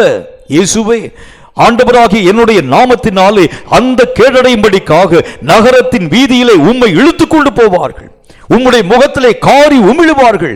எல்லா விதமான மக்களாலும் நீங்கள் புறக்கணிக்கப்படுவீர்கள். அப்படிப்பட்ட கேவலமான மரணத்தை ஏற்றுக்கொள்ள வேண்டும். இயேசு எந்த விதமான மறு உத்தரவும் சொல்லாமல் அவைகள் எல்லாவற்றையும் ஏற்றுக்கொள்ள ஆரம்பித்தார். அதன் நிமித்தமாகத்தான் பொல்லாத பிசாசானவன் இயேசுவை எங்கு கண்டாலும் நடுக்கம் கொள்ள ஆரம்பித்தான். கீழ்ப்படியக்கூடிய ஒரு மனிதனை கண்டு சாத்தானுடைய ஆவிகள் நடுக்கம் கொள்ள ஆரம்பிக்கிறது. இந்த கடைசி காலங்களிலே கர்த்தருடைய வார்த்தைகளை கேளாமல் தன்னிச்சைப்படி ஓடக்கூடிய எந்த மனிதனையும் பார்த்து சாத்தான் நடுக்கம் கொள்கிறது இல்லை. தன் இஷ்டப்படியே நடக்கக்கூடிய எவனையும் பார்த்து பிசாசின் ஆவிகள் நடுங்க போகிறதும் இல்லை. சாத்தானுக்கு யார் நடுக்கத்தை தர முடியும்? ஆண்டவராகிய தேவனுடைய வார்த்தைகளுக்கு முழுவதும் எவன் தன் வாழ்க்கையை தாழ்த்தி கீழ்ப்படுத்த ஆரம்பிக்கிறானோ, அவனுடைய வார்த்தைகளை தவிர்த்து வேறு ஒன்றையும் எவனுடைய மனம் யோசியாதிருக்கிறதோ அவனை கண்டுதான் சாத்தானுடைய ஆவிகள் நடுக்கம் கொள்ள ஆரம்பிக்கிறது. கேட்கக்கூடிய கர்த்தருடைய பிள்ளையே, உன்னையும் என்னையும் ஆண்டவராகிய தேவன் சொல்லுகின்றார், பட்டயங்களை எடுத்துக் கொள்ளுங்கள். உங்களுக்காக ஒரு பட்டயத்தை உங்களுக்காக வைத்துக் கொள்ளுங்கள். உங்களுக்கு உரிமையான ஒரு பட்டயமாக்கிக் கொள்ளுங்கள். இந்த பட்டயங்களை கொண்டுதான் பொல்லாத பிசாசின் சத்துவங்களை அழித்து ஒழிக்க உன்னாலும் என்னாலும் ஆகும். எவனுடைய பட்டயத்தையோ உருவி நீ மெய்யாகவே சாத்தானை ஜெயிக்க முடியாது. உனக்கு உரிமையான பட்டயத்தை உனக்கு உடைமையாக ஆக்கிக் கொள்ள வேண்டும். இப்படிப்பட்ட காரியங்களை குறித்துத்தான் சாத்தான் நடுங்கக்கூடியவனாய் இருக்கிறதுனால கடைசி காலத்திலே காணப்படக்கூடிய யுத்த வீரனாகி உன்னையும் என்னையும் பார்த்து கர்த்தராகிய தேவன் சொல்லுகின்றார், உனக்கு உண்டான பட்டயங்களை உன் வசமாக்கிக் கொள். அந்த பட்டயங்களை நீ உன்னுடைய வாழ்க்கையிலே மெய்யாகவே பயன்படுத்தும்படிக்காக அப்பியாசப்படு. இந்த பட்டயங்கள் என்று அழைக்கப்படக்கூடிய ஆவிக்குரிய வல்லமைகளினால் தேவ பலமுள்ளவைகளாய் சாரமாக்கப்படக்கூடிய பட்டயங்களை நீ பயன்படுத்துகிறது உண்டானால் சாத்தானுடைய எல்லா வல்லமைகளும் இந்த பட்டயங்களுக்கு முன்பதாக நிற்க முடியாமல் முனை மழுங்கி நிர்மூலமாக்கப்பட்டு போய்விடும் என்று கர்த்தராகிய தேவன் சொல்லுகின்றார். கேட்கும் கர்த்தருடைய பிள்ளையே, இது கடைசி காலம், யுத்தத்திற்குரிய காலம், பட்டயங்களை எடுத்து உருவக்கூடிய ஒரு காலம். பட்டயத்தினாலே ஆண்டவருடைய நாமத்தை மகிமைப்படுத்த வேண்டிய காலம். சாத்தானுடைய எல்லா அதிகாரங்களை நிர்மூலமாக்க வேண்டிய காலம். இனியும் உறக்கத்தின் ஊடாக கடந்து போகாமல் உங்கள் பட்டயங்களை உங்கள் வசமாக்கிக் கொண்டு நீங்கள் எழும்பி பிரகாசிக்கிறது உண்டானால் இந்த கடைசி காலத்தில் பொல்லாத சாத்தானுடைய ஆவிகளின் சேனைகள் நம் நிமித்தம் நடுக்கம் பிடித்து ஆண்டவராகிய தேவனுடைய நாமத்தினாலே அவைகள் எல்லாம் இருந்த இடம் தெரியாமல் மறைந்து ஓடி போகும் என்கிறதில் சந்தேகம் ஒன்றுமே இல்லை. தலைகளை தாழ்த்தி கண்களை மூடி கர்த்தரை நோக்கி நாம் ஜெபம் செய்வோம். சர்வ வல்லமையுள்ள ஆண்டவராகிய கர்த்தாவே, உம்முடைய பரிசுத்தமுள்ள வார்த்தைகளுக்காக நன்றி. பட்டயம் என்கிறது எவைகளை எல்லாம் எங்களுக்கு சுட்டி காண்பிக்கிறது என்கிறதை பற்றி நாங்கள் பார்த்தோம். ஆரம்ப நாட்களிலே பட்டயம் என்கிறதை கொண்டுதான் அநேகம் ஜனங்கள் கர்த்தாவை மகாபெரிய சத்துருவின் சேனைகளை அழித்து ஒழித்தார்கள் என்று நாங்கள் பார்த்தோமே. இந்த பட்டயங்கள் அநேகம் விஷயங்கள் எங்களுக்கு வலியுறுத்தி பேச ஆரம்பித்தாலும் எங்களுக்கு உரிமையாக்கப்பட்டிருக்கக்கூடிய வசனம் பட்டயமாக கர்த்தருடைய நாமத்தினால் சொல்லப்படுகிறது என்றும், வைராகியங்கள் எங்கள் வாழ்க்கையிலே பட்டயங்களாக கர்த்தருடைய நாமத்தினால் சொல்லப்படுகிறது என்றும், கொடுக்கப்பட்டிருக்கக்கூடிய அதிகாரங்கள் பட்டயங்களாக எங்கள் வாழ்க்கையிலே சுட்டி காண்பிக்கப்படுகிறது என்றும், கர்த்தருடைய வார்த்தைக்கு முழுவதும் கீழ்ப்படியக்கூடிய நிலை பட்டயங்களாக எங்கள் வாழ்க்கையிலே சொல்லப்படுகிறது என்கிறதையும் நாங்கள் இந்த நாட்களிலே கற்று உணரும்படியான கிருபைகளை ஆண்டவராகிய தேவன் தந்தீரே. வெறும் கர்த்தாவை உமக்கு ஸ்தோத்திரம் சுவாமி.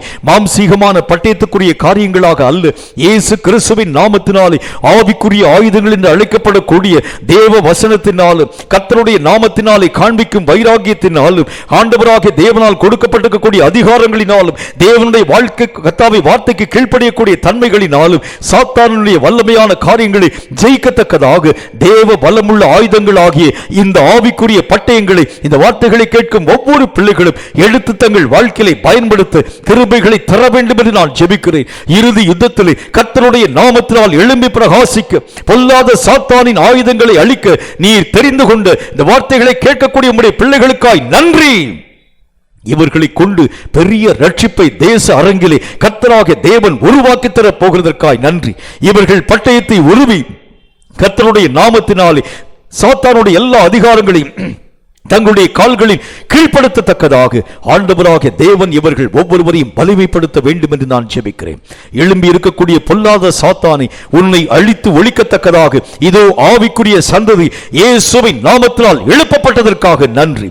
பொல்லாத சாத்தானின் ஆவிகளை அழித்து ஒழிக்க உருவின பட்டயம் தாங்கின கர்த்தருடைய வீரர்களின் சேனைகள் எழுப்பப்பட்டதற்காய் ஸ்தோத்திரம். இந்த அருமையான பிள்ளைகளை கொண்டு எழும்பி நிற்கும் எல்லா ஆவிக்குரிய சாத்தானுடைய போராயுதங்களை நிர்மூலமாக்கி சாத்தானுடைய எல்லா விதமான சத்துவங்களை அழித்து ஒழித்து பரிபூர்ணமான வெற்றியை தேச அரங்கிலே கர்த்தராகிய தேவன் தந்து உம் நாமத்தை மகிமைப்படுத்த போகிறதற்காய் ஸ்தோத்திரம். ஆசீர்வதியும் ஆண்டவரே. பட்டயங்களை தங்களுக்கு உடைமையாக்கிக் கொள்ள கிருபைகளை தர வேண்டும் என்று இயேசு கிறிஸ்துவின் நாமத்தினால் ஜெபித்திருக்கிறோம் எங்கள் பரிசுத்தமுள்ள நல்ல பிதாவே. ஆமென், ஆமென். இந்த வார்த்தைகளை கேட்ட உங்கள் ஒவ்வொருவரையும் கர்த்தர் அளவில்லாமல் ஆசீர்வதிப்பாராக.